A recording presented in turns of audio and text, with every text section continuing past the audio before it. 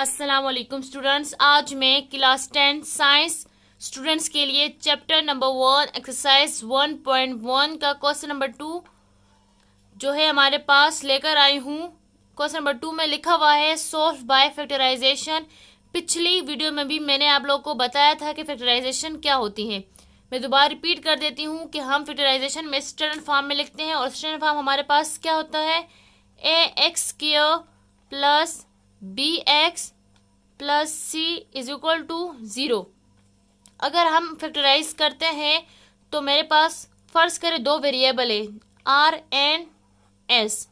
अगर मैं आर और एस को प्लस करती हूँ, आर और एस को मैं प्लस करती हूँ तो मेरे पास जो वैल्यू आएगी यानी जो नंबर्स आएंगे वो बी के इक्वल होंगे। बी कौन सी, मिडिल वाली वैल्यू, मिडिल वाली वैल्यू होगी। और अगर मैं इन दोनों को मल्टीप्लाई करती हूँ, आर और एस को मैं मल्टीप्लाई करती हूँ तो मेरे पास जो वैल्यू आएगी वो ए और सी के इक्वल होगी। यानी ए और सी को मल्टीप्लाई करने से जो वैल्यू आएगी वो ए और सी जो है वो आर एस के इक्वल होगी। फर्स्ट करें यहाँ पे मैं नंबर्स ले लेती हूँ। कौन से नंबर में लेती हूँ, मेरे पास यहाँ पे है 2x square plus 3x plus क्या आएगा 6 इज इक्वल टू 0। सॉरी, ये डिजिट्स तो मैंने बहुत ज़्यादा अलग लिख लिए क्योंकि मैं इनको अगर मल्टीप्लाई करती हूँ तो मेरे पास 3 नहीं आता। इस वजह से मैं ऐसे नंबर्स लिखती हूँ, मैं आप लोग को अगर समझा भी सकूँ तो मैं यहाँ पर लिखती हूँ 2x square minus 13x plus 15 is equal to 0। अब क्या मैंने जैसे कि कहा था आप लोग को कि अगर मैं आर और एस को मल्टीप्लाई करूं तो मेरे पास ए और सी की वैल्यू आनी चाहिए, ए और सी। तो इन ए और सी को मैं आपस में पहले मल्टीप्लाई करूंगी। 2 15 जा 30, मेरे पास यहाँ पे क्या आ गया 30। यानी ए सी की वैल्यू हमारे पास है 30। ओके, ए सी की वैल्यू हमारे पास 30 आ गई है। और हमारे पास बी की वैल्यू मिडल में क्या है, बी की वैल्यू मेरे पास है 13। अब हमारे पास ए से दो डिजिट लेकर आने हैं आर और एस कि मैं उनको प्लस करूं तो 13 और मल्टीप्लाई करूं तो मेरे पास 30 आ जाना चाहिए। तो मैं मल्टीप्लाई करती हूँ 3 10 जा 30, 3 को मल्टीप्लाई करती हूँ मैं 10 से तो मेरे पास क्या आ जाता है 30। यानी ए और सी को आर और एस, ये आर हो गया ये एस हो गया, इन दोनों को मल्टीप्लाई करने से मेरे पास ए सी की वैल्यू यानी 30 आ जाती है। और देखते हैं प्लस माइनस से आती है कि नहीं। मैं यहाँ पे मल्टीप्लाई प्लस माइनस करती हूँ 3 माइनस 10। अगर मैं साइन को देखती हूँ तो यहाँ पे हमारे पास साइन क्या है माइनस, तो इसलिए यहाँ पर भी मैं माइनस लगा लेती हूँ। Minus minus is equal to minus 13 और यहाँ पे भी माइनस माइनस, क्योंकि साइन क्या होता है मल्टीप्लाई में माइनस माइनस प्लस हो जाएगा। तो 30 के साथ साइन क्या था, सॉरी 15 के साथ प्लस का साइन था तो यहाँ पे प्लस आ जाएगा और यहाँ पे माइनस है तो यहाँ पे माइनस। यानी ए से दो डिजिट हमने लिख लिए आर और एस के, अगर हम इनको मल्टीप्लाई करते हैं तो हमारे पास ए और सी की वैल्यू यानी 30 आ गई। और अगर हम इनको प्लस करते हैं तो हमारे पास बी की वैल्यू माइनस 13 आ गई। तो इसे बेसिकली फैक्टराइजेशन कहते हैं। ये तो थी आप लोग को समझाने के लिए। अब हम चलते हैं सवाल की तरफ। सवाल हमारे पास क्या है, 4 minus 32x is equal to 17x square. इसको हम सॉल्व करते हैं। सबसे पहले हमारे पास 17x स्क्वायर उस साइड पे है तो हम इसको इक्वल के दूसरे साइड पे लेकर आएंगे, यानी पूरी टर्म्स को एक साइड पे कर देंगे। तो हमारे पास क्या है, सबसे पहले x स्क्वायर की वैल्यू आती है, जैसे तो मैं पहले ऐसे लिख देती हूँ 4 माइनस 32x एंड ये 17x स्क्वायर इस साइड पे आएगा तो यहाँ पर प्लस में है, यहाँ पे आके माइनस में हो जाएगा। 17x square is equal to 0। यहाँ पे कोई साइन नहीं, इट्स मीन कि ये प्लस में था और यहाँ पे आके माइनस में हो गया। अब हमने तरतीब देनी क्योंकि सबसे पहले एक्स स्क्वायर की वैल्यू फिर एक्स और फिर कांस्टेंट आता है। तो मैं तरतीब देती हूँ minus 17x square minus 32x and plus 4 is equal to 0।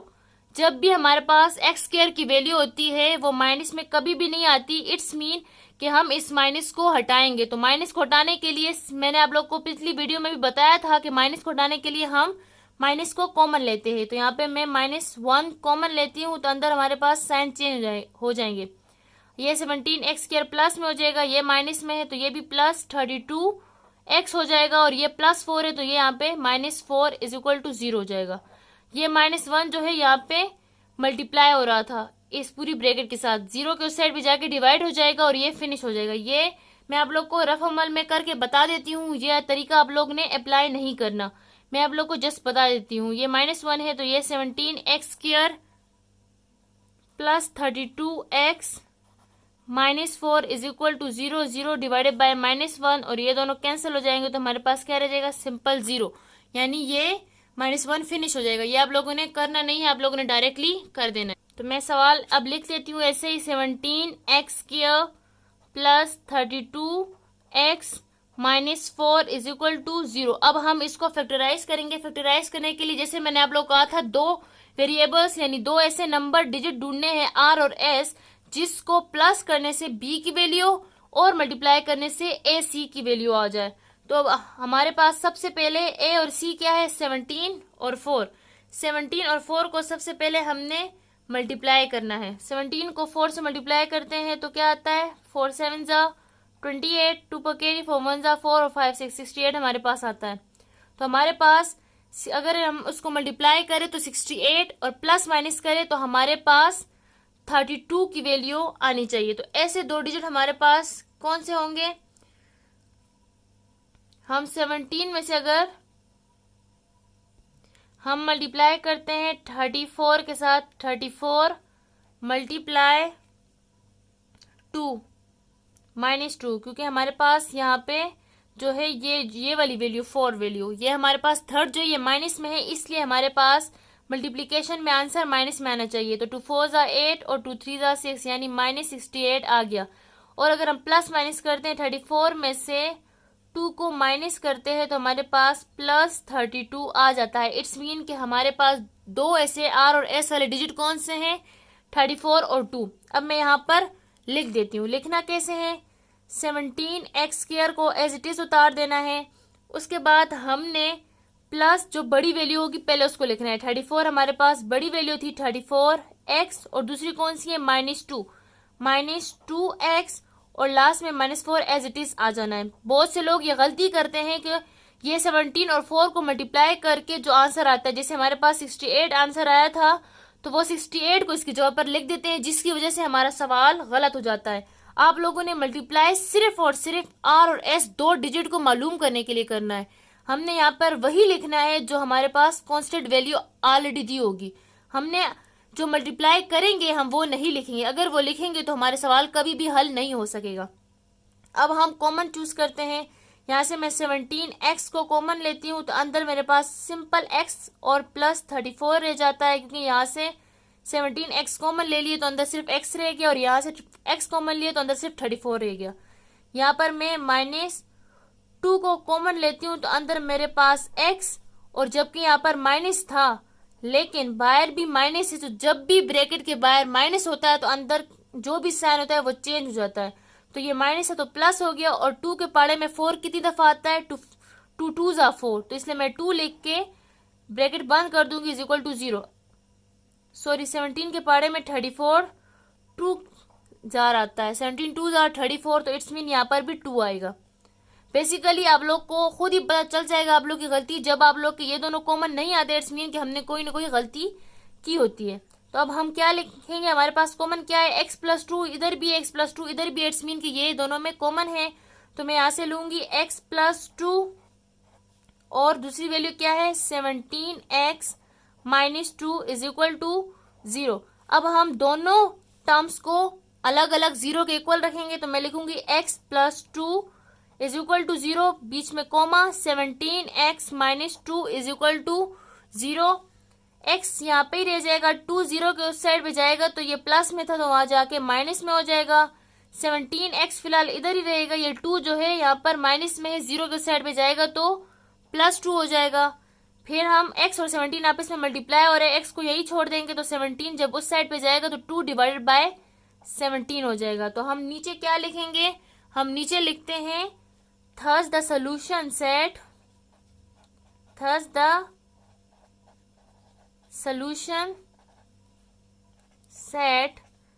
is -2 and 2/3 17, ये हमारे पास आंसर है। चौथा सवाल हमारे पास है x square minus 11x equal to 152।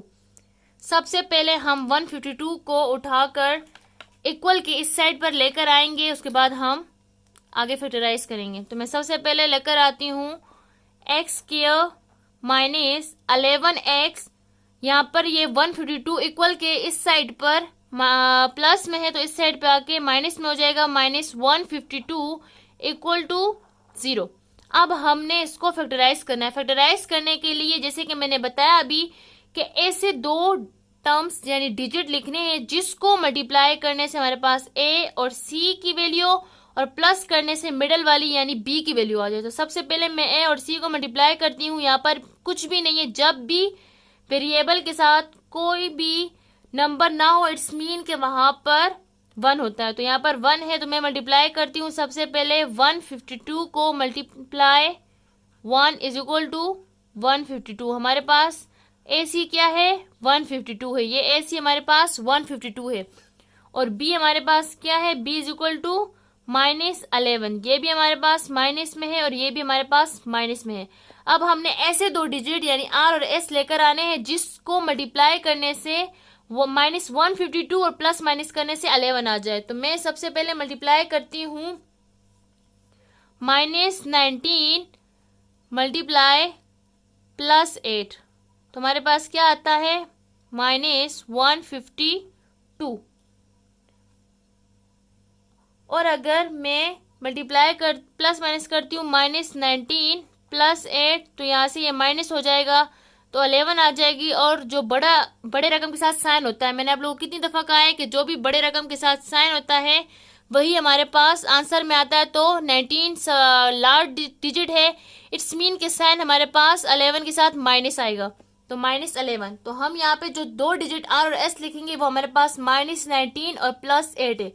तो अब हम इसको कैसे लिखेंगे, सबसे पहले एक्स स्क्वायर माइनस जो सबसे बड़ी डिजिट होती है वो हम पहले लिखते हैं, तो -19x +8x और -152 एज इट इज उतर जाएगा इक्वल टू 0। अब मैं कॉमन लेती हूँ, यहाँ से मैं x कॉमन लेती हूँ तो अंदर हमारे पास क्या रह जाएगा x -19, और यहाँ से अगर मैं +8 कॉमन लेती हूँ तो अंदर आएगा x -19 इक्वल टू 0। अब यहाँ पर हमारे पास कॉमन क्या है, x -19 और x -19 दोनों में कॉमन है, तो मैं यहाँ से इन दोनों को कॉमन लेती हूँ। x -19 कॉमन लिया तो इस साइड पे क्या रह गया x, और यहाँ पर है +8 इक्वल टू 0। अब मैं दोनों टर्म्स को अलग अलग 0 के इक्वल रखूंगी, x -19 equal to 0 comma x +8 equal to 0।